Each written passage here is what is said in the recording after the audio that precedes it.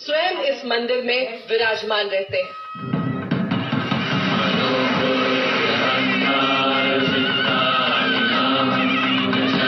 जो ऊंचे ऊंचे पर्वतों से भी बढ़कर ऊंचे श्रीशैल के शिखर पर विराज है, जहां देवताओं का समागम होता रहता है।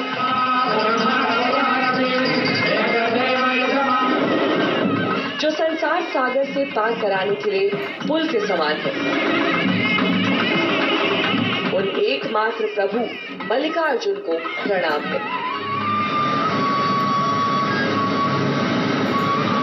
कल कल बहती कृष्णा नदी और वहीं पास में स्थित विशाल श्रीशैल पर्वत।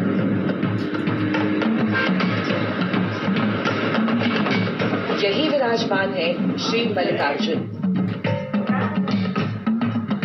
चूंकि मंदिर ऊंचे श्रीशैल पर्वत पर स्थित है, इसीलिए इस मंदिर को दक्षिण का कैलाश पर्वत भी कहा जाता है।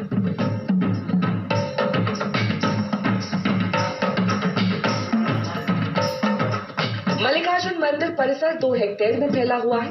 यह 28 फीट लंबा है और 600 फीट ऊंची दीवारों से घिरा हुआ है, जिसमें प्रमुख मंदिर श्री मल्लिकार्जुन और माता भ्रमरंबा के हैं।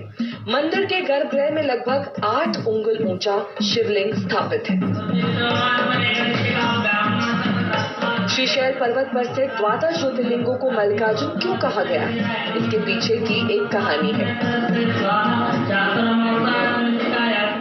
चलिए हम आपको बताते हैं श्रीशैल पर्वत पर विराजमान भगवान शिव का नाम मल्लिकार्जुन कैसे पड़ा। दरअसल ये 2 नामों का मेल है, मल्लिका और अर्जुन। मल्लिका यानी कि मां पार्वती का नाम और अर्जुन यानी कि भगवान शिव का नाम, और दोनों के नाम के मेल से ही मल्लिकार्जुन ज्योतिर्लिंग पूरे देश में विख्यात है।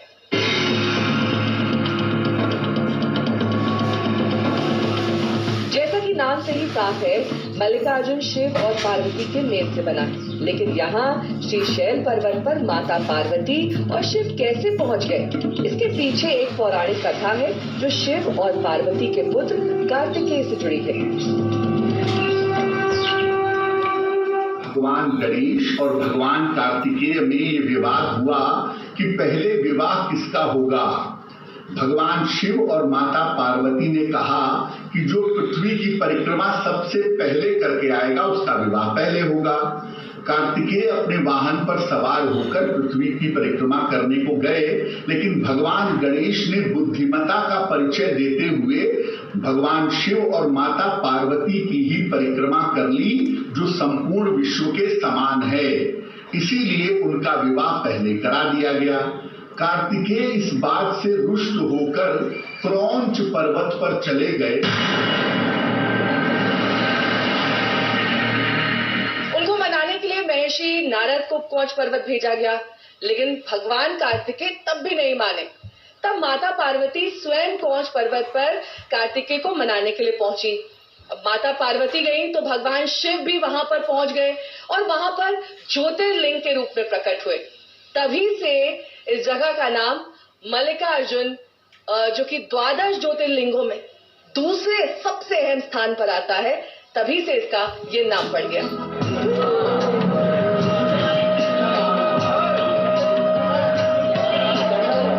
12 ज्योतिर्लिंगों में मल्लिकार्जुन का स्थान दूसरे नंबर पर है। इसकी महिमा इतनी ज्यादा है कि दूर दूर से भक्त यहाँ पहुंचते हैं। दर्शन इस बार बहुत अच्छे और शांति से अच्छे से हुए, यानी बिल्कुल भी रश नहीं, बिल्कुल भी कुछ नहीं, अच्छे से दर्शन हो पाए हमारे। बहुत अच्छे से दर्शन हुए मल्लिकार्जुन में और बहुत अच्छा लगा। बहुत सुंदर दर्शन हुए। यहाँ पे हमने सुना था कि यहाँ पे अर्जुन जी ने यहाँ पे तपस्या की थी बहुत, तो उन्हें काफी अच्छा शिव जी के दर्शन हुए। कैसे दर्शन हुए आज आपके? बहुत अच्छा हुआ। कभी सोचा भी नहीं था हमने कैसे दर्शन बाबा के हो गए। ये आस्था की भक्ति बताती है कि भगवान शिव के भक्तों में श्री मल्लिकार्जुन के प्रति कितनी आस्था है। दरअसल ऐसी पौराणिक मान्यता है कि मल्लिकार्जुन का दर्शन और पूजन सभी तरह के कष्ट दूर कर देता है।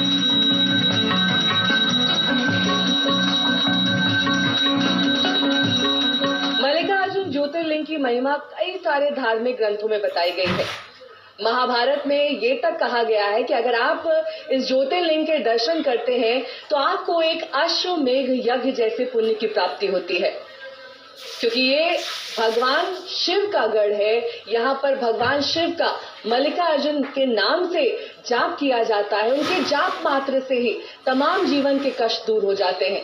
और अगर आप कोई सात्विक मनोकामना की पूर्ति चाहते हैं तो भी इस ज्योतिर्लिंग के दर्शन से उस मनोकामना की पूर्ति हो जाती है, यही मान्यता है।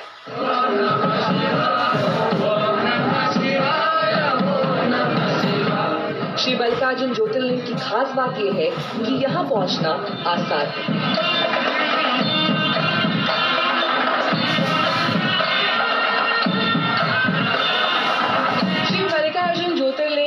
सड़क, रेल मार्ग, हवाई मार्ग तीनों से बहुत अच्छी तरीके से कनेक्टेड है। सबसे नजदीकी एयरपोर्ट हैदराबाद एयरपोर्ट लगभग 137 किलोमीटर की दूरी पर है। यहाँ पर सबसे नजदीकी जो रेलवे स्टेशन है वो मरकापुर रोड है। वहां से लगभग 65-63 किलोमीटर की दूरी इस शिवलिंग तक, इस ज्योतिर्लिंग तक आपको पहुंचाएगी। और अगर सड़क मार्ग से आना है तब भी ये ज्योतिर्लिंग तिरुपति, हैदराबाद, अनंतपुर, विजयवाड़ा इन तमाम प्रमुख शहरों से यहाँ पर रोजाना सरकारी और निजी बसें चलाई जाती हैं। प्राइवेट टैक्सी का भी आप इस्तेमाल कर सकते हैं। यानी कि पूरी तरीके से ये ज्योतिर्लिंग जो कि आंध्र प्रदेश के श्री सेलम में स्थित है वहां तक सुगम तरीके से पहुंचा जा सकता है, चाहे आप रेल मार्ग द्वारा पहुंचे, चाहे आप सड़क मार्ग द्वारा पहुंचे या फिर हवाई यात्रा करके यहाँ पर जल्द से जल्द पहुंचना चाहें।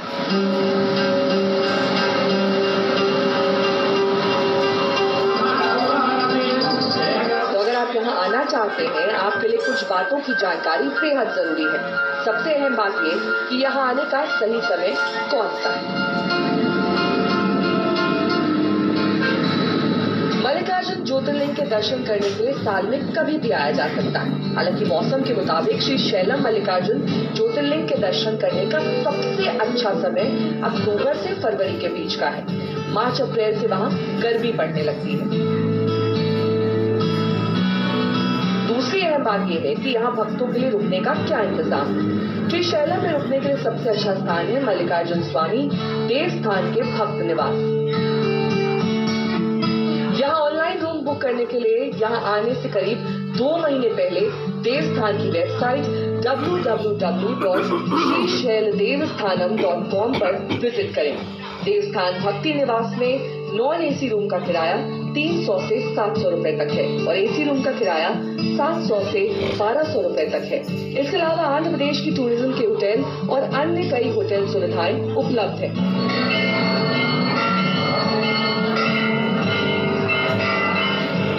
आपके मन में सवाल होगा कि क्या दर्शन के लिए किसी तरह का टिकट भी लेना पड़ता है? तो आपको बता दें कि दर्शन की 4 श्रेणी है। पहली श्रेणी मुफ्त दर्शन, यानी आपको कोई शुल्क नहीं देना। दूसरी श्रेणी शीघ्र दर्शन, इसके लिए 150 रुपए का टिकट है। तीसरी कैटेगरी अति शीघ्र दर्शन के लिए 300 रुपए का टिकट है। चौथी श्रेणी स्पर्श दर्शन, इसके लिए 500 रुपए का टिकट लगता है। दरअसल मल्लिकार्जुन में दर्शन के लिए लंबी कतार की एक वजह यह भी है कि यहाँ गर्भगृह बहुत ही छोटा है। तो जैसा ही छोटा सा गर्भगृह आप यहाँ पर देख रहे हैं, ठीक वैसा ही अंदर मल्लिकार्जुन शिवलिंग का भी गर्भगृह है। और इतना अंधेरा उस गर्भगृह में रहता है कि जो आने वाले भक्त हैं उन्हें एक एक करके इस गर्भगृह के भीतर जाना होता है। यही वजह है कि जब लंबी कतारें लग जाती हैं तो बहुत ज्यादा समय भी लग सकता है अंदर गर्भगृह में दाखिल होने के लिए। लेकिन जो भक्त दूर दराज से आते हैं वो बाबा के दर्शन किए बिना यहाँ से जाते नहीं हैं।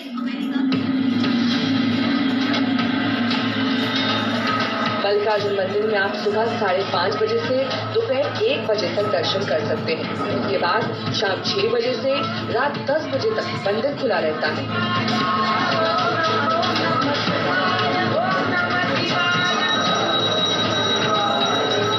आरती प्रातः 5:15 बजे से 6:30 बजे तक होती है। संध्या आरती शाम को 5:20 से 6 बजे तक होती है। यहाँ पर प्रसाद के रूप में लड्डू का प्रसाद अर्पित किया जाता है।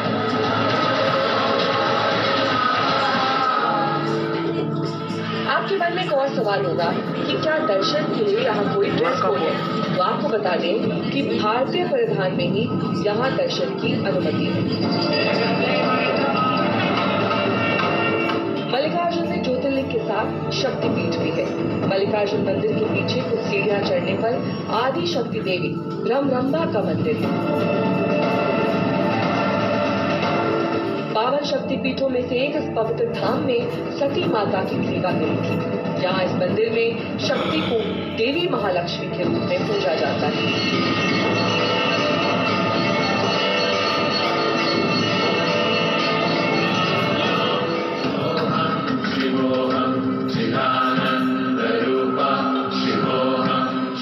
जब आप श्री मल्लिकार्जुन के दर्शन और पूजन से निवृत्त हो जाएं, तो आप कुछ और जगहों पर जा सकते हैं।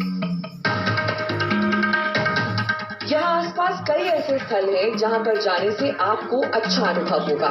पाताल गंगा इनमें से एक है। पाताल गंगा जाने के लिए 2 रास्ते हैं। एक जिसमें नदी तक पहुँचने के लिए लगभग 500 सीढ़ियां उतरकर नीचे जाना पड़ता है। दूसरा रास्ता रोपवे से जाता है।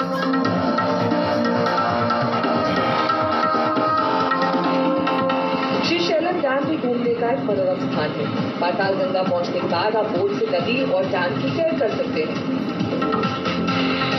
बोट से श्रीशैलम डैम घूमते समय नंदमाला पहाड़ियों की खूबसूरत हरियाली और कल कल बहती कृष्णा नदी बेहद मनोहारी दृश्य उत्पन्न करती है।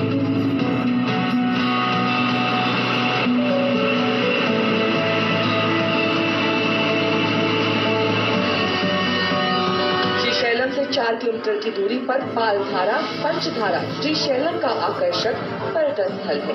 यहाँ 160 सीढ़ियां चढ़कर जाना पड़ता है। कहा जाता है कि यहाँ आदि शंकराचार्य ने शिवानंद लाहिरी की रचना की थी।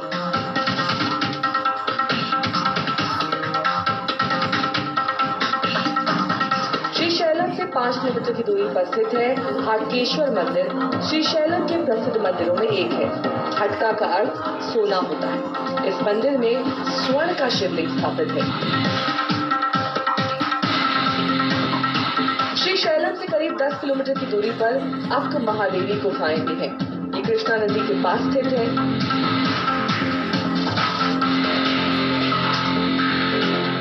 मल्लिकार्जुन ज्योतिर्लिंग से लगभग 60 किलोमीटर की दूरी पर स्थित है मल्लेला तीर्थम जलप्रपात।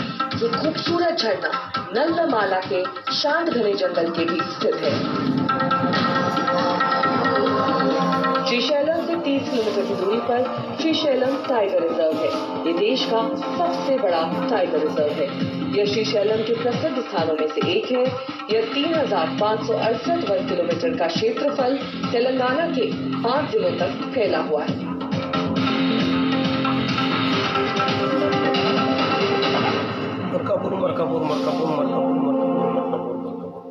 तो आपने हमारी खास पेशकश सत्यम शिवम सुंदरम के माध्यम से दर्शन किए मल्लिकार्जुन ज्योतिर्लिंग के।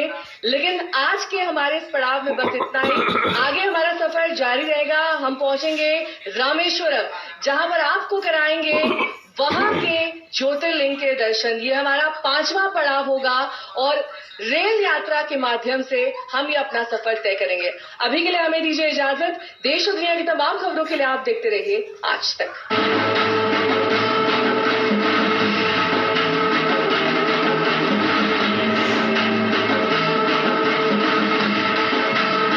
दक्षिण भारत का काशी, जहां भगवान राम ने महादेव को किया था स्थापित, वो है रामेश्वरम द्वीप।